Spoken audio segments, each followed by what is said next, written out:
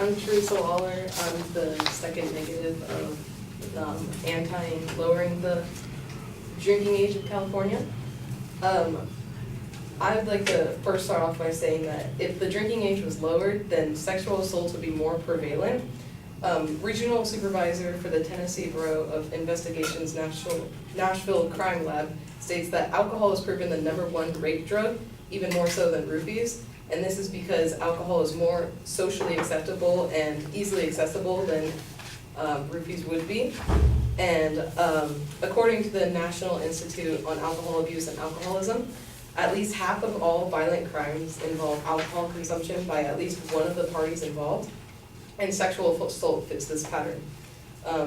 This estimates for alcohol use among the people who are committing the crimes from 34 to 74%, and then the victims 30 to 79%.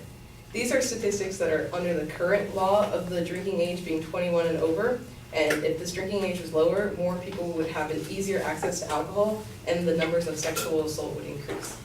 Also, according to the National Institute of Alcohol Abuse and Alcoholism, there is a definite reasoning of alcohol's role in sexual assault. Drinking causes cognitive impairment, which results in the inability to say no or the inability to correctly interpret consent, which can easily lead to sexual assault even without knowing. The drinking also causes motor impairments that reduce the ability to resist effectively. So if something is happening to you, the drinking is making you unable to push away or help yourself more so than you could have in a sober brain. This is lowering the drinking age will allow an even easier access to alcohol, and this will result in an increase of instances of sexual assault because more people will be drinking because more people are able to get it. In talking about what my opponents talked about with the driving, California currently has what is known as the zero tolerance law, which deems it illegal for anyone under the age of 21 to drive with even a small amount of alcohol in the system. And normally 21 plus, those who can drink alcohol, it's a 0.8 or higher blood alcohol concentration is what causes for a DUI offense. According to the National Highway Traffic Safety Administration, about 1/3 of deaths of 15 to 20-year-olds, so that's the age that cannot legally drink, are the result of a motor vehicle accident, and of which that 1/3, 35% of them are alcohol related. And the alcohol involvement rate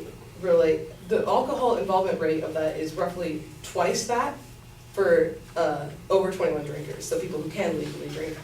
So lowering the drinking age forces California to get rid of that law, which will result in more accidents. And this proves true through the research of American Journal of Preventive Medicine, which states that increasing